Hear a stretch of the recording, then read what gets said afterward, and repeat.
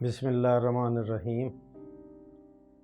नाज़रीन, इस चैनल तवस्सुत से हम आज एक गुफ्तगू का सिलसिला शुरू कर रहे हैं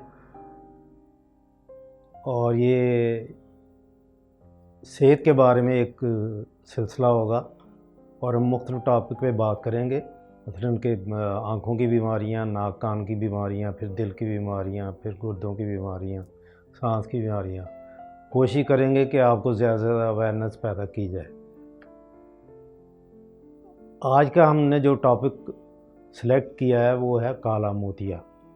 आपने सुना होगा आँखों की बहुत सारी बीमारियां होती हैं, उसमें काला मोतिया, सफ़ेद मोतिया और सोजिश की बीमारियां और आँखों की नज़र की बिनाई की बीमारियां, नज़र कमज़ोरी की बीमारियां।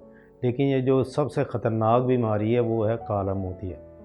अब आज हम आपको बताते हैं कि काला मोतिया क्या होता है और इसका क्या नुकसान होता है, जिससे कैसे बचा सकते हैं और उसका इलाज क्या है। ठीक, तो मुख्तलिफ़ लेक्चर्स में हम इसको कवर करने की कोशिश करेंगे। एक लेक्चर में ये चीज़ कवर नहीं हो सकती और आज हम ये बताते हैं कि काला मोतिया है क्या। कोई काली चीज़ है जो आँख के अंदर होती, ऐसा कुछ नहीं है। सफ़ेद मोतिया दूसरा इसके मुकाबले में है कि वो वाकई आँख के अंदर एक सफ़ेद सी चीज़ बन जाती है, जो आँख का लेंस होता है वो सफ़ेद होना शुरू हो जाता है, तो उसको कहते हैं कि सफ़ेद मोतिया आ गया। और वो बनिस्बत काले मोतिये के इतना ख़तरनाक नहीं होता, उससे जो बिनाई चली जाती है वो वापस आ जाती है। लेकिन काले मोतिये से अगर बिनाई चली जाए तो वो वापस नहीं आती। और अक्सर ऐसा आता है, ये भी एक ख़तरनाक चीज़ है कि ज़्यादा मरीज़ जो आते हैं काले मोतिये के, वो उस वक्त आता है जब काफ़ी बिनाई उनकी जा चुकी होती है और वक्त पे अगर पता चल जाए तो ये भी काबिल इलाज है। तो काला मोतिया है क्या? आँख के अंदर कोई काली सी चीज़ आ जाती है? नहीं, ऐसा नहीं है।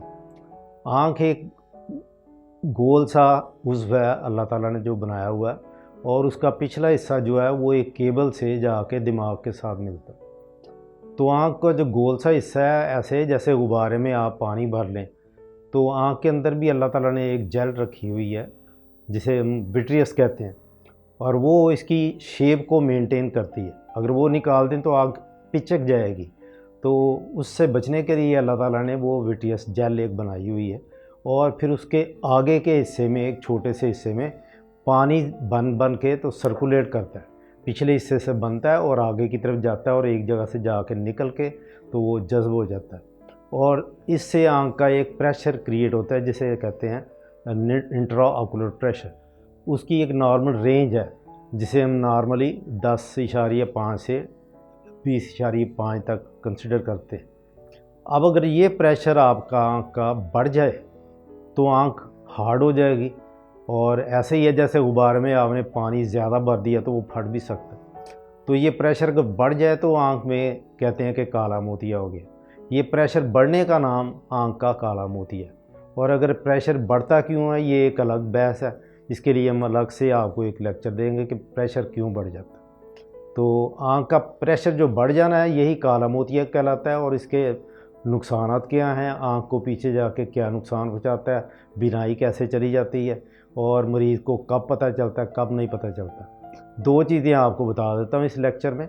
एक ये है कि एकदम किसी को काले मोतिये का अटैक होता है और वो आँख सुर्ख हो जाती है, बिनाई चली जाती है और सर में दर्द होती है, आँख में दर्द होती है, तो डॉक्टर के पास जाते जाते आधी नज़र जा चुकी होती है, और वो बाद दफ़ा काबिल इलाज भी हो जाता है। जल्दी जल्दी उसका ऑपरेशन कर दिया जाए या दवाइयों से कंट्रोल कर लिया जाए। दूसरी किस्म ज़्यादा ख़तरनाक है, जो जिसमें मरीज़ को एकदम ऐसा अटैक नहीं होता, बल्कि स्लोली उसकी पीछे से नज़र जा रही होती है काले मोतिये से, और उसको पता नहीं चलता। जब ज़्यादा नज़र कम हो जाती है तो फिर वो डॉक्टर के पास आ जाते हैं, मेरी नज़र काफ़ी कम हो गई। तो डॉक्टर जब अंदाज़ा करता है तो वो क्या देखता है, इसकी ऐनक तो इसको लगनी नहीं, तो वजह क्या है। जब वो अंदर देखता है तो पता चलता है ये तो काले मोती से इसकी पीछे से नज़र कमज़ोर हो चुकी है और वो अब वापस भी नहीं आने वाली। फिर वो सर्टन टेस्ट इसके तजवीज़ करता है। तो नेक्स्ट लेक्चर में हम आपको ये बताएंगे कि ये काला मोती की अक़साम कितनी हैं और किस एज में जाके ये शुरू होता है। अगर आपको हमारा ये वीडियो पसंद आए तो आपसे एक गुजारिश है कि आप इसको सब्सक्राइब भी कर दें और इसको लाइक भी कर दें। इससे हमारी हौसला अफजाई होती है और हमारा ज़्यादा तवज्जो से हम अपना काम सर अंजाम दे सकेंगे। आपका बहुत बहुत शुक्रिया। अल्लाह हाफिज़।